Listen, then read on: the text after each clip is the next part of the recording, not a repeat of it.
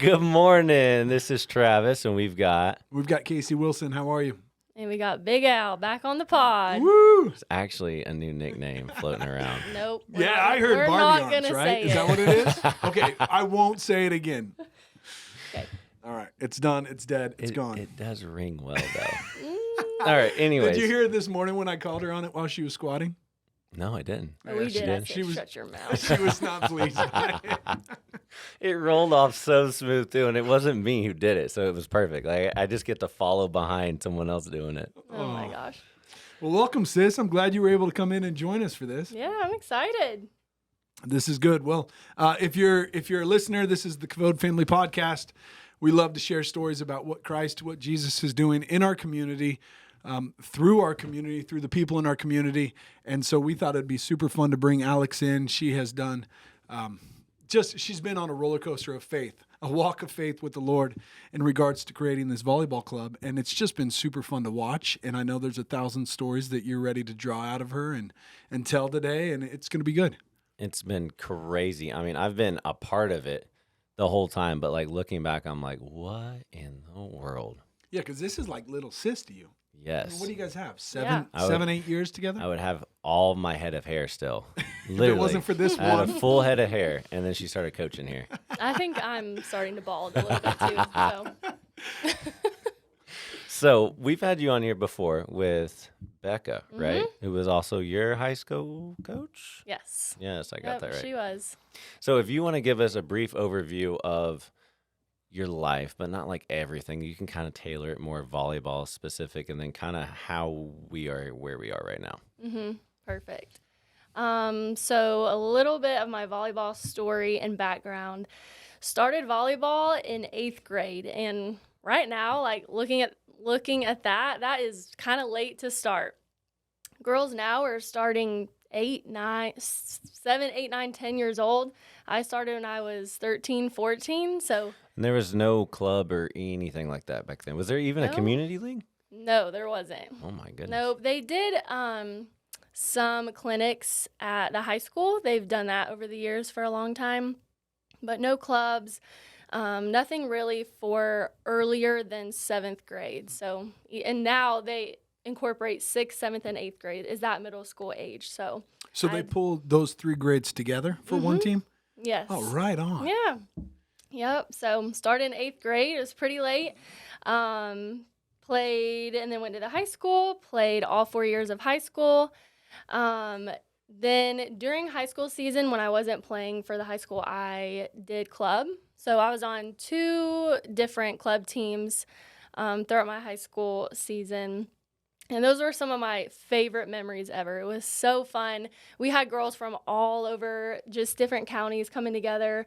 Us, Hayesville, Swain, Silva, Highlands, all on one team playing together. It was a blast. Traveled to tournaments, stayed at hotels, did team dinners. So just looking back, those were some of the best memories. It was so fun. It's like a melting pot of communities. I would assume it would kind of help with some of the drama, not all being from the same school, seeing each other all the time. Yes, it was so nice. We didn't really have a lot of drama, and it was so fun when we got to playing school season because we played each other. So like when that's Franklin cool. would play Highlands or Franklin would play Hayesville, I'd be like, "You're going down." Like we just knew each other, and That's it was so fun.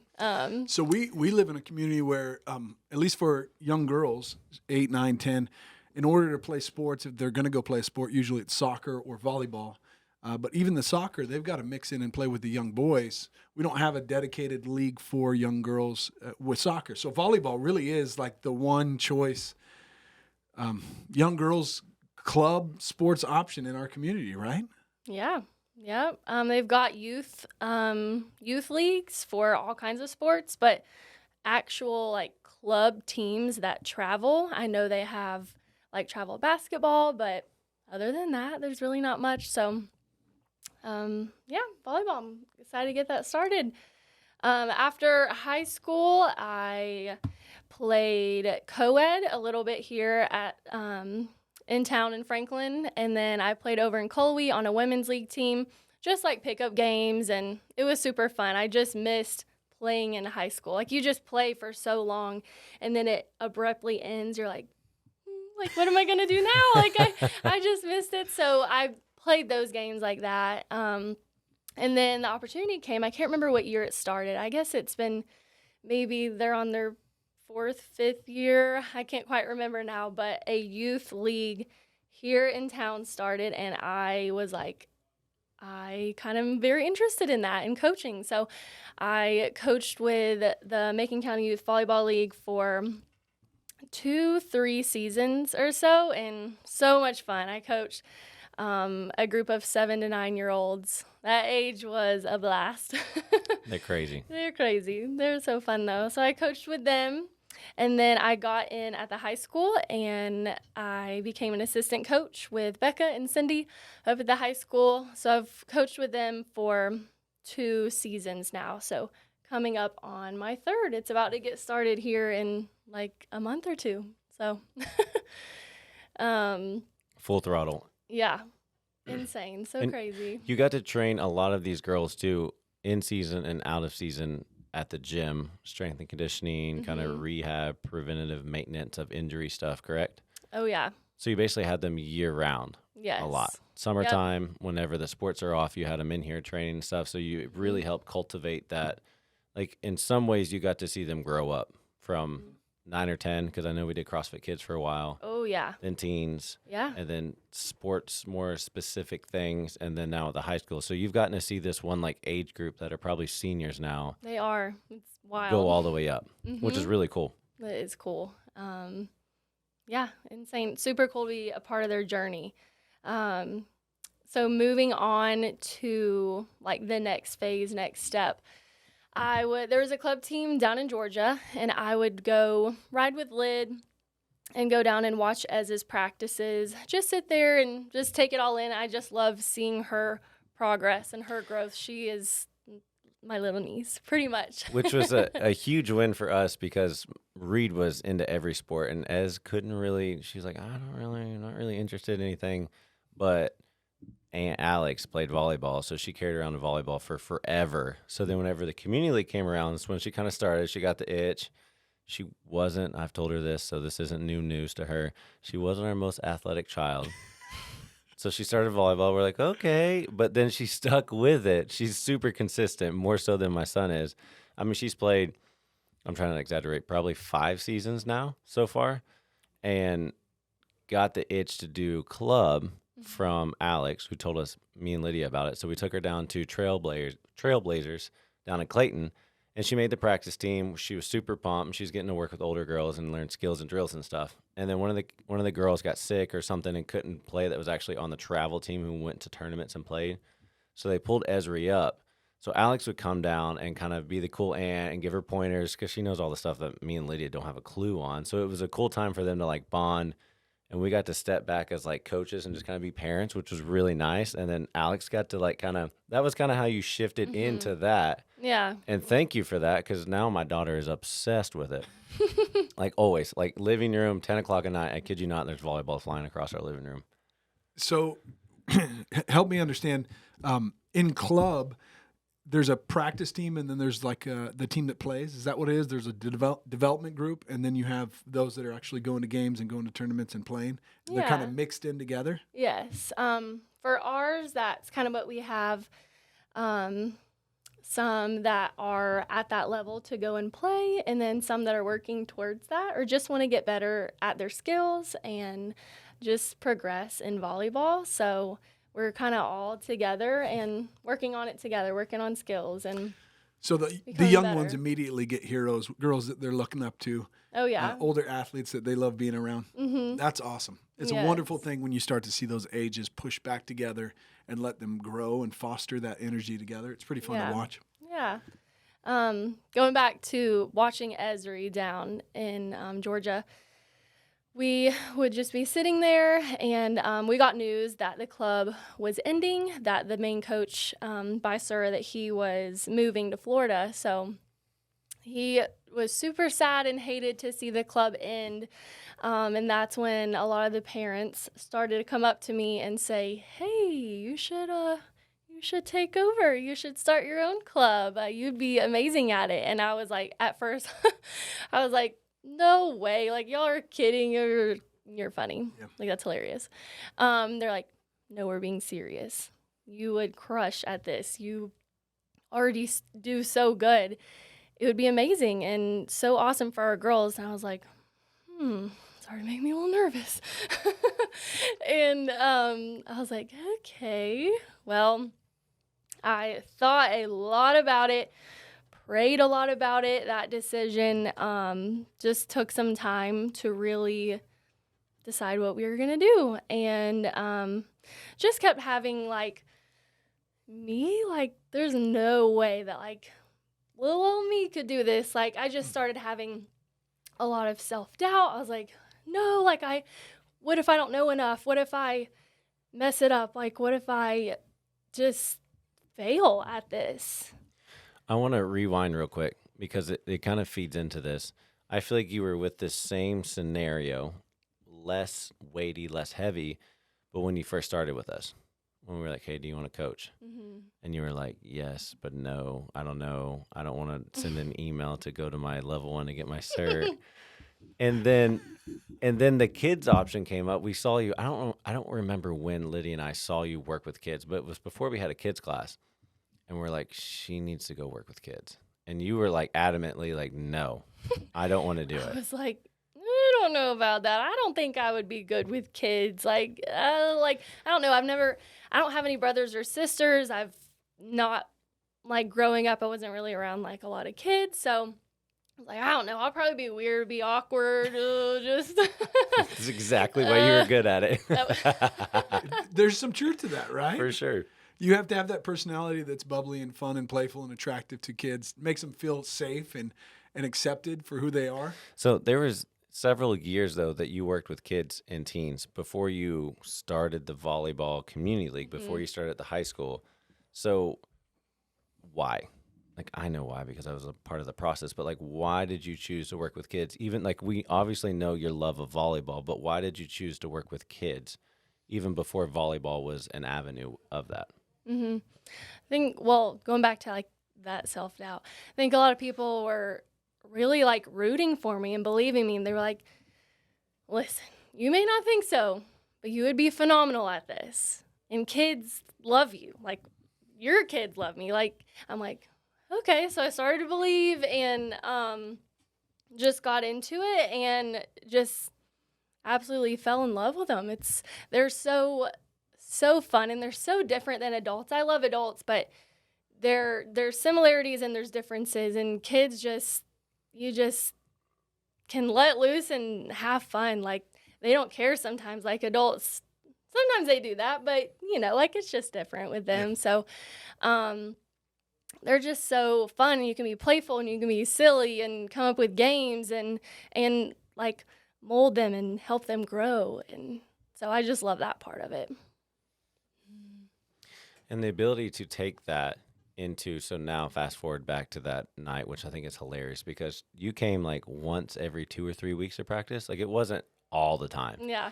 And I decided to stay home, and Aunt Alex decided to go down, and Esri was so pumped. She's like, no, you're not going. Alex is going. And I was like, sweet. Like, I get to go to bed early. I'm not out late.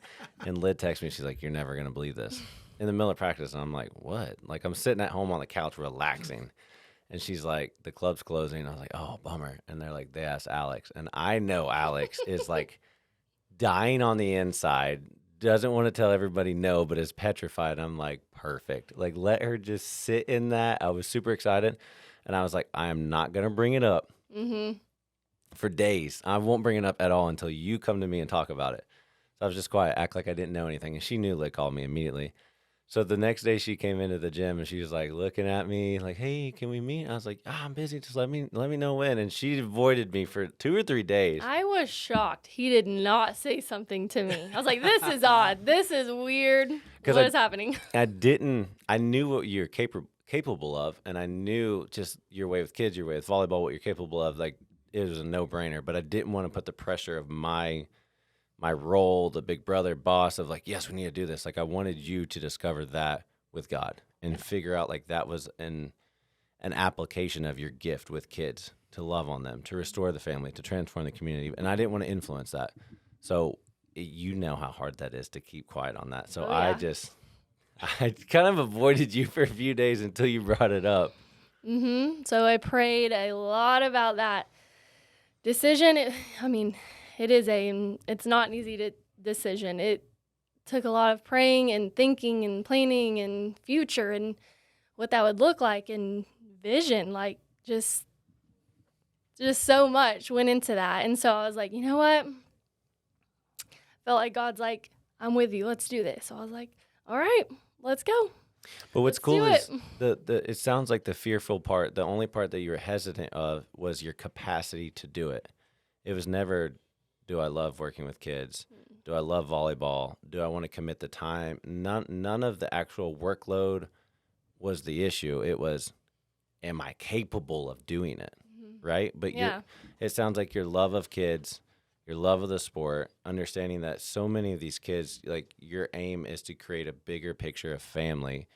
Beyond, I mean, obviously we want to win volleyball games, but like the bigger picture of it, and how you said in a lot of your childhood, some of those were your best memories of family and an extension of your family. That sounds like that was the tipping point, right? Yes, and it's actually so funny that we're doing the podcast today because we had a Bible study this morning, and it's on anxiety and just different things along with anxiety. And what we read this morning, I was like, God, you're hilarious. Like it just tied in so perfectly. So I just wanted to read a little bit because that really does tie back into the story of how this all got started. Yeah.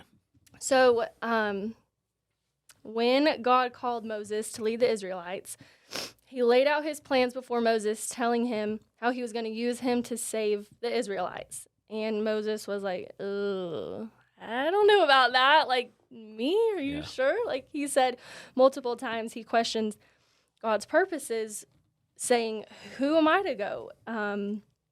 What do I say? What if? Asking those things in Exodus. And so God created Moses' mouth and crafted it purposefully because God created Moses' mouth. He will help Moses speak and give him the words to say. And I was like, wow, that's kind of ironic, because Moses was like, I really don't know about this, and just kind of questioning his speaking abilities. And so God intentionally gave Moses this inability to speak well and planned on using it to accomplish his purposes and showcase his power. So he took Moses's insecurities, just self-doubts, and turned that for good. And I just kind of relate to that because I was like, what? Me? No way. Like, I couldn't do this. Yeah. But like with God, yes, you can. You can do it. And we also read in 1 Corinthians about Paul. It said, Paul is not upset about his speech because Paul is not upset about his speech because he does not want eloquent speech to hold more power than the power of the gospel. So I struggle with that. I'm like, what am I going to say? Am I going to say it correctly? Am I going to say all the right words right? Like, thinking about that and not thinking about, like, people don't care. Like, they're not focused on that. They're focused on the message that you're giving and the words that you're trying to say rather than you saying it so perfectly or so right. So they want to feel heard and seen and loved. And it's so ironic. The first night that we were both sick, the first night we had the club, the first practice we had, and we had been planning for weeks, like, this is our chance to set the culture. To, first of all, it was super cool to get to meet with you because you're like, how do I want this to be? What's the culture going to be like? What? And you have all these ideas, and it was like, it's Jesus, it's family, and then whatever flavor you want from there. Like, if those are the foundational principles in the base, put Alex's spin on it, like whatever you want it to look like, right? Mm-hmm. So we were chewing through that, and then the night that we were supposed to meet with the parents and set the tone, like, yes, we're going to be competitive. Yes, they're going to be better. We love winning, but this is the bigger picture. This is what KAVOD means. I was like 102 fever, just miserable body aches. And you were getting sick because you had told me, you're like, oh, man, I'm fighting it off. Yeah. So I was laid up at the house, and you're like, you got to talk. You got to talk. And I was like, I can barely stand up. I'm lightheaded. So I stayed in the parking lot until like you text me like, all right, it's go time. I walked in a separate door, avoided everybody. I had on like workout clothes, which is what I normally do, so I'm not wearing a lot. Oh, nasty. I'm pouring sweat. I have Yeah. a jacket on, but nobody can tell. And I gave like a 5-second overview of KAVOD, and I was like, all right, bye. And the floor was yours, which looking back, I like was like, well, dang, I thought he was going to speak more than that. I was dying. But it was perfect because it's not about me. In this moment, it's your lens, and you're creating this family, and it's all centered around God and Christ and KAVOD and volleyball. And like, I love that Lydia and I could be a part of like getting it going and the overview and having some of the same principles of KAVOD. But like, it was your baby. So what better way than for me to like tell a little bit, but then be like, all right, I don't know anything about volleyball. This is all this one. And then I just walked out. And for the most part, the parents haven't had any interaction with me besides that, or like being on the sideline right next to them at the tournaments, which is great because then I'm just one of the parents, one of the ideas. And they come up the last tournament we were at. They're like, all right, am I saying this right? KAVOD. And I was like, you got it. They're like, all right, I got to know what it means. Like I've been practicing. They're like, honor and glory to Jesus. Am I right? And I'm like, perfect. And they're like, because people are asking, and I'm going to tell them. And I was like, what's up? So it's cool to see, like, I'm not in it near as much as you, but I'm seeing outside looking in and watching over the last, like, 4 months, like, these 3 different teams start to cohesively become family within each team, but then collectively as an entire group, especially when you go out and you did your caroling and you wrote cards to the... Yes. Oh, yeah. I'm planning to talk about that. Okay. So it was cool to see how they collectively have come together, and outside looking in, like I've got to watch it naturally happen. And I haven't been in all the day-to-day stuff. And when we go to the tournaments and stuff, they're so tight-knit. Yeah. So it was crazy to see like how we had the last episode we said God is doing so much. And part of the Bible and part of trying to remember where it was, where they crossed the Jordan and they put up the 12 stones for remembrance, and it says, so you will tell your kids and your grandkids to remember this. Like, we want to tell the stories of what's happening so you can catch wind and be encouraged by that. Like, you stepped out because you love God and you love the girls and you love the sport, and because of that, you've taken 30 to 40 people and created a larger family. And they're all under this name, and they're learning about this name, and they want to be a part of this name, and they're starting to teach it themselves. Like, it is incredible to watch. Don't you love how God uses and leverages anxiety or whatever it might be, fear, inadequacy, shame, lack of whatever, weakness? That's what it all hangs under that banner of weakness, right? And he leverages that so that way we begin to depend on him. I mean, that's what the whole story of Moses is. It's a guy that's afraid. He doesn't feel like he can talk. How can I speak, right? Who's gonna do this for me? He calls on his brother. All of these things, you guys know the story. But the point being that it's in those weaknesses that we actually place Christ first over something. It's what keeps us from just like quickly and arrogantly jumping in and saying, we're gonna do it my way. If I'm humble as a leader, it makes me dependent on him. It puts him on display. On display, yeah. You know what I mean?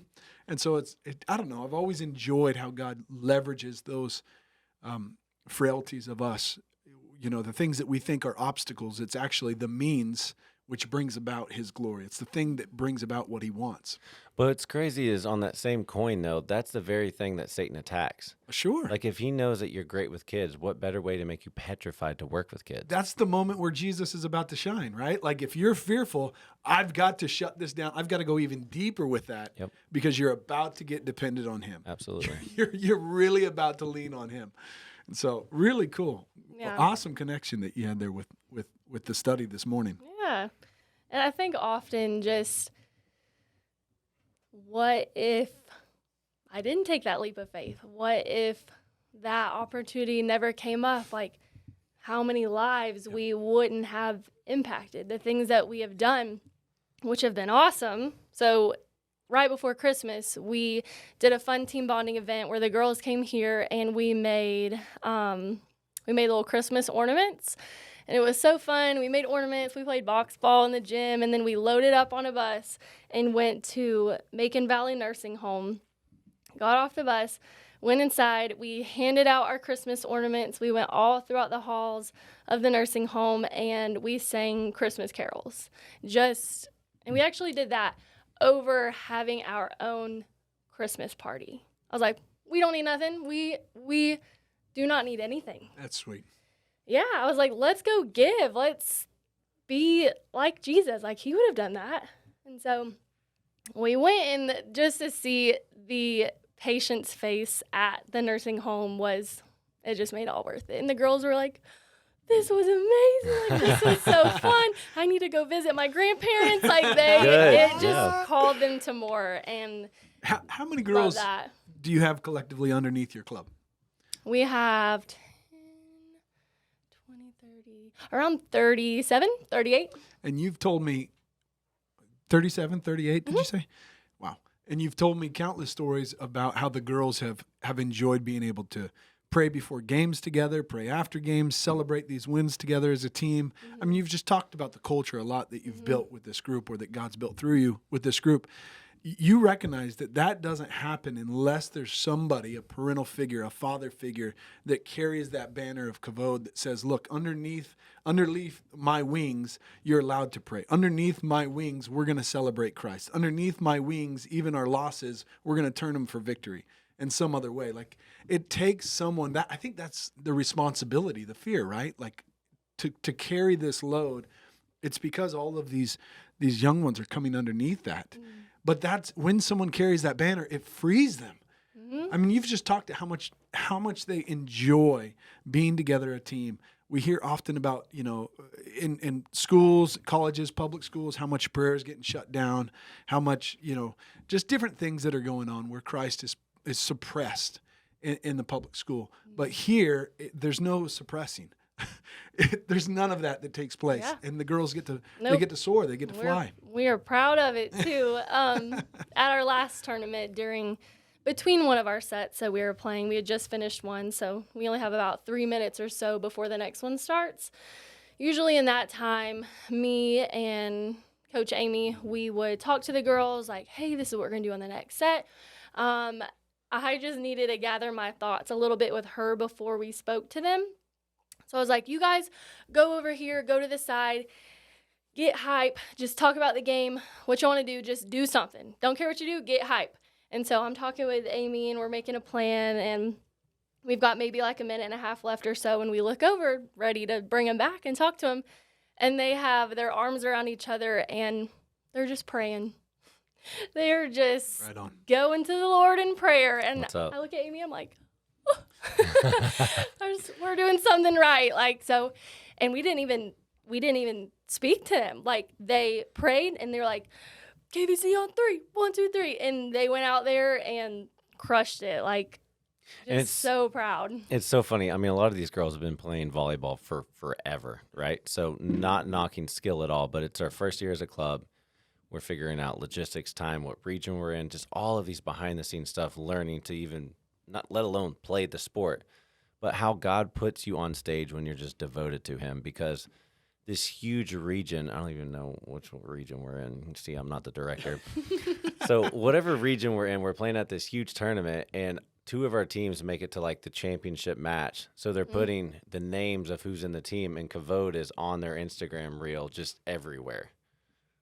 Like, what better way is this elusive word? Like, what is it? What does it mean? What is it about, right? And that's what God does. So if you guys don't mind real quick, because I'd love for our listeners to understand the relationship between KAVOD Family and the club. Is that okay real quick? Yeah, absolutely. So KAVOD Family is a nonprofit. It's a Christian nonprofit, and we exist to support efforts like this and many other things, but a lot of after-school programs, club events, scholarships, family-centered things that are going on in our community. And when this opportunity came up for you to take over the club, one of the obstacles that you had to talk through, was how are we going to purchase all the equipment to run this club, right? Because it's not cheap, right, to get this thing started.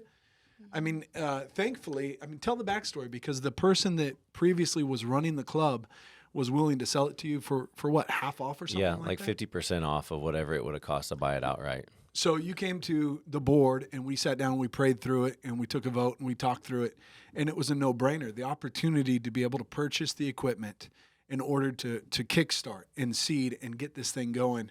It was, we just had to do a little fundraising and get it going. And it was awesome. And so that's some of the ways that if you're a donor to KAVOD Family, or if you love following us and you want to know, like, how does this flesh itself out? That's one of the ways that your donations actually, purchased and made something possible for our local community. And so yeah, it trickles down to literally our main thing when we open a Restore Family, Transform Communities.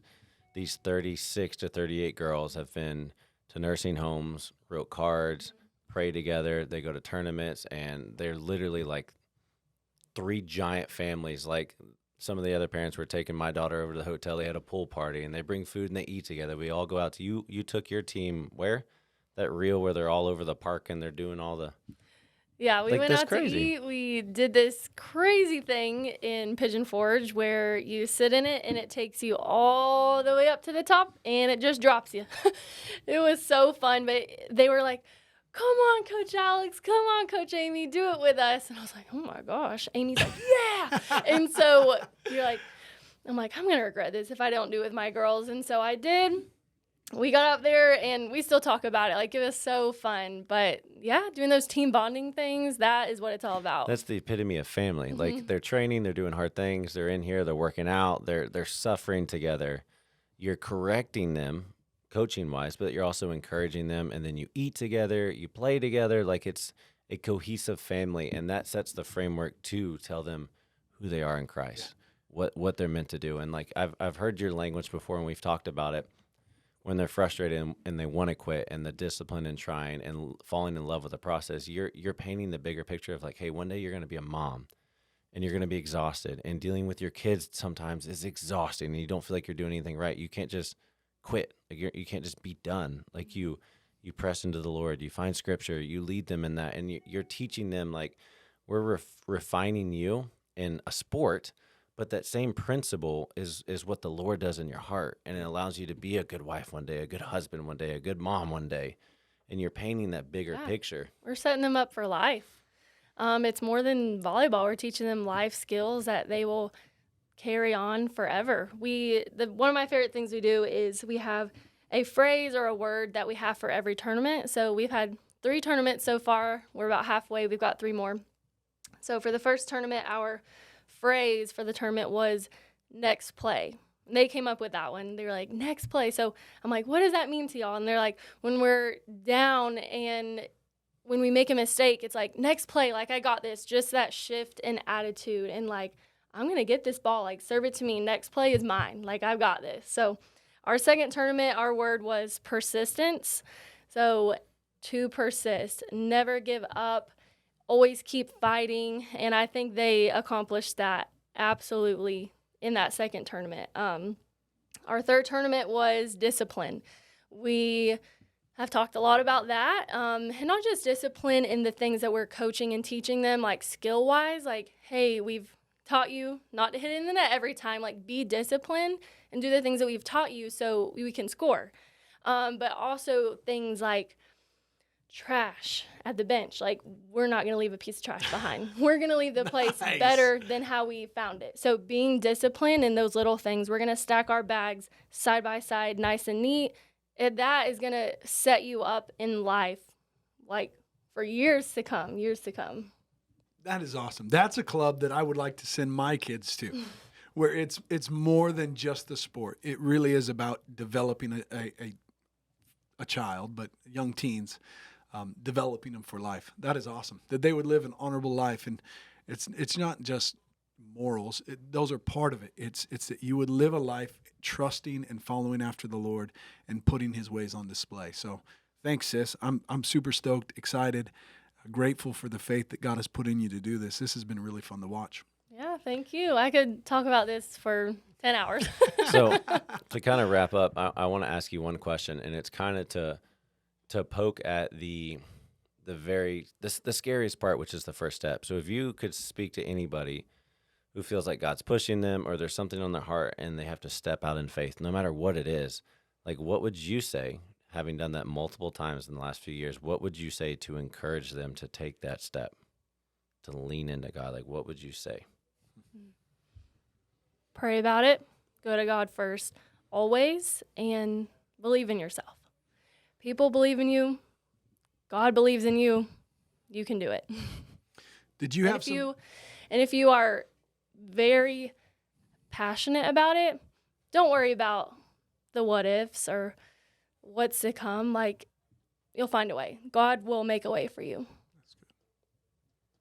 That's good. What role, just as a side note, when you prayed through this, what role did Devin play in this whole process as your husband? Oh, he's been the biggest supporter. He can't be there always, like at the practices. He's come to a tournament or two, but every single time when I get home, how's practice? How are the girls? How did it go? He's always like praying, like, I pray you have a good practice tomorrow. And he is always about it. And man loves him some volleyball. He does. He loves playing. And at the very beginning, he was like, you would do amazing at this. Like, it's so fun. You're great with kids. You're great with the girls. Like, why not? Like, go for it. And he's been there every step of the way. Right on. Well done, Devin. Yep.